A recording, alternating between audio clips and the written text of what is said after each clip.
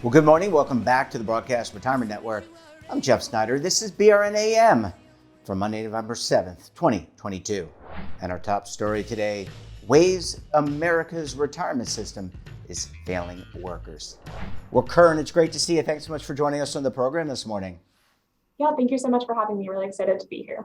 Yeah, it's great. And we're going to talk about some recent research and some work that you and the team at Third Way have put out. I guess the best place to start, a lot of people look at the U.S. retirement system and see a lot of the benefits, but there are always things that we can do better. And there are some places where maybe we're not doing so great as a society, as a country. So let's break it down. Where are some areas where we're not doing so great in terms of retirement savings in this country? Yeah, so I think that's a great point. Policymakers, we see a lot talking about the middle class and trying to improve the lives of middle class Americans. And a lot of what they focus on or talk about is kind of wages and the cost of healthcare and education. But a crucial part of being part of the middle class is ensuring that you get to your retirement years with a comfortable amount of savings.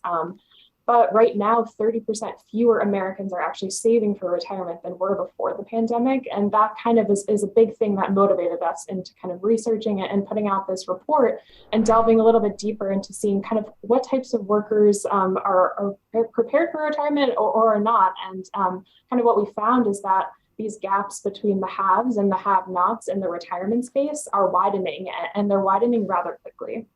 Yeah, let's talk about that wealth gap. It's really bad news for, I'm a Gen Xer, but it's bad news for the millennial generation and the generations that come after, Gen Z, et cetera. Any idea? Well, first of all, what is that wealth gap and why is it widening? And I guess we'll get to what we can do about all this in the second segment. But first, why is this gap widening and what can we do about it? Yeah, so one of the big things that we highlight in the report is, like, as you said, the retirement wealth gap is widening and it's happening rather quickly. So the top earners in this country are seeing a huge increase in their retirement wealth. But low-income workers are not seeing much growth at all. So the stat that we highlight that we found is that the top 10% of earners have seen over the past 30 years their retirement wealth increase by around 400%.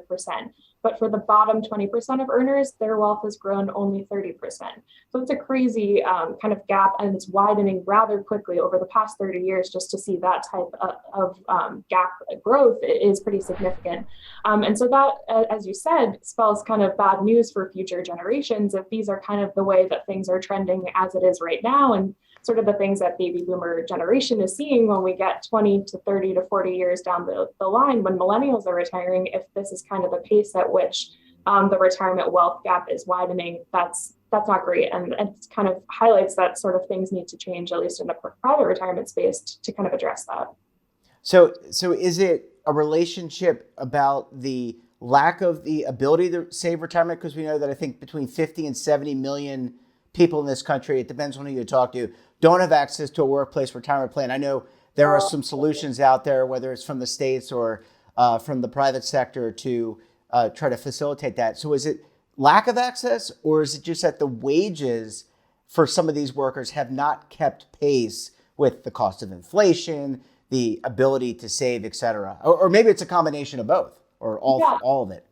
Yeah, I think you're exactly right. I think it's some combination of both. And I'll say kind of on the first point is that we've kind of seen in previous decades, you went to work and you had a pension and you were certain that kind of when you reached retirement, you'd have a comfortable amount of retirement savings. But now, so while some employers are kind of offering employer-sponsored retirement plans, a lot aren't, as you said. I think a recent survey from AARP said only 50% of workers have access to an employer-sponsored retirement plan. So that's putting a lot of the burden on workers to be kind of figuring out their financial futures and thinking about how they're going to save and how much they're going to save. And that could be really difficult if you are kind of deciding between filling your gas tank and putting groceries in your fridge, or saving for retirement. And that kind of leads into the second thing that you were saying, which is that there's a lot of inequities in kind of our entire economic system. Wage gaps, kind of what types of workers are working in certain professions, kind of the amount of debt held by different types of workers or groups of individuals. And then those all contribute to the ability of people to put away savings for the future. So kind of that combination, and it's really a kind of a multi-influence, kind of a lot of things influence how people are able to save for retirement. Yeah, it often is. And again, we're just underlying some of the places where we need to improve the U.S. retirement system. Another topic I want to talk to you about, America is not a homogenous group of people. We have people from all over the world in our history that come here. And there are some disparities that I think you and the team have found among certain ethnic groups when it comes to the ability to save, plan for their retirement futures. Can you break that down for us? Yeah, absolutely. So I'll say the first thing that we highlight in the report is just how much white households hold of retirement wealth in this country. It's around 85% of the retirement wealth in the US is held by white households, which is significantly higher than their representation in the US population. So as a result, Black and Hispanic households have a really small fraction of retirement wealth. This is sort of a combination of access to retirement accounts. Housing wealth plays a role in there, as well for kind of just the future of retirement. And so that's a really concerning gap to see just how much white households are holding in terms of retirement wealth. And then the other big thing that we kind of found in our research and putting together in this report is that while education across the board and accessing more education kind of improves retirement savings for all groups of workers, it really benefits white households much more than households of color. So the big stat that we highlight is that a Black individual who receives a bachelor's degree has the same amount in retirement savings as a white individual with just a high school degree. And so that's kind of an example of a startling stat that shows just how much the disparities are impacting kind of households of color in this country. Yeah. Well, Curran, I need to take a very quick break. When we come back, we'll talk more about some of the areas for improvement in the U.S. retirement system. And there are quite a few. You're going to want to stay tuned right here on BRN AM.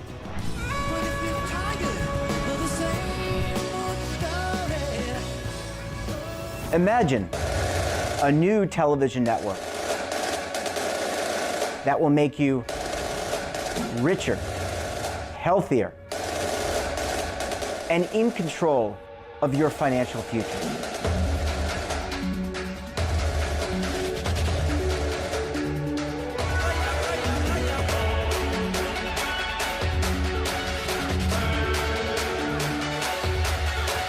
This network is for the policewoman in Nashville, Tennessee, the baker in Dubuque, Iowa, the teacher in Lexington, Kentucky. We want to make the idea of savings and retirement culturally relevant. But what do you see as a defining issue of the midterms, especially for the smaller businesses? I mean, they are the lifeblood of the American economy.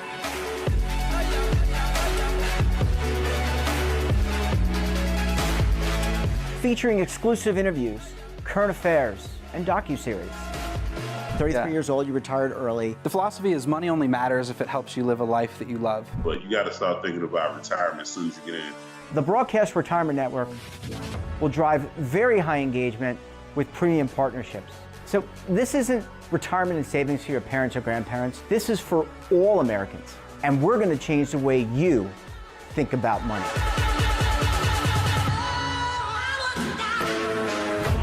Welcome to the next frontier of retirement and savings. This is BRN, the Broadcast Retirement Network. Are you over 50? Would you like to get up to 33% more income in retirement? Then call now for this free book, Annuity Do's and Don'ts for Baby Boomers. This free book reveals little-known secrets about annuity strategies that will help you make the right choices before buying an annuity. Call right now for your free book, and as a bonus, we'll also throw in a free annuity rate report, both absolutely free for calling Annuity General today. Call 800-504-8194. Well, Curran, thanks so much for staying with us. Really appreciate having you stick around for segment number 2. Yeah, great to be here. Appreciate it. All right, let's talk about, you mentioned education. And I think what's really interesting, you talked about some of the ethnic disparities, but workers with only a high school degree are less prepared for retirement. And I want to ask you kind of two pieces of that. Is one of which is it around financial literacy? Because we don't really do a great job in this country yet of teaching everyone financial literacy. And also, is it a function of, hey, maybe the opportunities, for right or wrong, maybe the opportunities available to those without a high school degree, maybe they don't provide enough wage to support retirement, a lot of retirement savings? Yeah, again, I think it's, as you kind of hit the nail on the head, it's a combination of both. So I think particularly as we've kind of shifted more towards a model of retirement in the private system, that's 401ks and Roth IRAs, and kind of putting this responsibility onto workers, that can be very difficult to navigate if you don't have a ton of financial awareness of kind of what those investments are like, how much to invest, in what to invest. And that's a lot of responsibility onto workers if they don't have as high of an educational background or as much financial familiarity with those topics. And as well, just kind of the jobs available to workers with lower levels of education tend to be those, I think, as well, that are less likely to offer retirement plans. And then you kind of also see in the same side of that is that less workers with lower levels of education are less likely to kind of use a retirement plan when they're offered it. And so I think, again, that gets to your point about wages. It's kind of more difficult if you are earning a lower wage to be able to kind of save any portion of that for the future if you're really kind of struggling to meet rising costs of today. Yeah. And Curran, I mean, we are on election eve. Tomorrow, many Americans will be going to the polls. Some Americans have already early voted. I did that myself here in Charlotte. But what do you hope? I think this is very timely because Americans, as they head out, they're going to be pulling they don't really pull a lever anymore, but they used to pull a lever when I was a kid. So what do you hope that they think about? Do you want them to think about? Does Thurway want them to think about their retirement savings, their economic futures in the context of their voting tomorrow? Yeah, well, I think one of the big things that is happening right now in the retirement space in Washington is there is actually bipartisan legislation that's making good progress. It's called the Secure 2.0 Act. And we're kind of hopeful here at Third Way that post-election, when lawmakers are back in Washington, that's something that we see over the next couple of months that they will be working towards. And it's not, everything. It's not going to solve all the inequities that we highlight in this report, but I think it covers a couple big things. So first is one part of the legislation is that it requires employers, in terms of new plans, they auto-enroll their employees. So that means when they're offering a new employer-sponsored retirement plan, workers are automatically enrolled. And that is shown to increase kind of uptake and use by workers. And so that's a significant step to just getting more people to have retirement plans in general. Another thing that I think is important in the legislation is that it kind of is lowering administration costs for small businesses to offer employer-sponsored retirement plans. A lot of times, small businesses in this country who employ a lot of workers are not able to afford to offer employer-sponsored retirement plans. So that's something that policymakers can help with by lowering the cost to be able to offer that. So yeah, as you said, this is just a really important topic. And I think that we're seeing some bipartisan movement. I also think that hopefully this kind of sends as we move into the next Congress, more momentum to continue to kind of push bigger and bolder ideas when it comes to focusing on inequities in the retirement system. In terms of the follow-up to this report, is it something that you're going to be measuring, say, every 6 months, every 12 months? What do you have on the docket at Third Way to kind of follow up on this research? I assume, but I don't want to presuppose that you're going to be measuring these types of things going forward. But what's next on the docket in terms of the research y'all are doing? Yeah, so I mean, this research is coming out of a survey that the Federal Reserve does every 3 years. So the next one should be coming out, hopefully, I believe, sometime next year. So that's something that hopefully we'll be able to follow up on it and just continue to think about other ways that we can kind of beyond just kind of highlighting these inequities, what are some movement that policymakers can be making? We've done a lot of work at Third Way on kind of a bigger idea to kind of have a minimum guaranteed retirement account, which where all employers would be offering a contribution to employees. And so that's kind of a bigger idea, but something that we're also working on to kind of how can we ensure that in the private retirement system, employers are kind of helping employees get to where they need to be in their retirement years. Yeah, well, we never get to perfection, but we try to get as close as we can, and there's a lot of work to be done. Curran, it's great to see you. Thanks so much for joining us, and we look forward to having you back on the program again very soon. Thank you so much. Really appreciate it. That wraps up this episode of BRN AM. Have a topic of interest, somebody you think we should talk to? Drop us a line, and don't forget, for all the latest curated news in lifestyle, wellness, finance, tech, so much more all in one place, check out today's edition of our daily newsletter, The Morning Pulse. Want to search our archives, check out our latest content? Well, visit our website. And of course, all of our streaming partners. We're back again tomorrow for another edition of BRN AM. Until then, I'm Jeff Snyder. Stay safe, keep on saving, and don't forget, roll with the changes.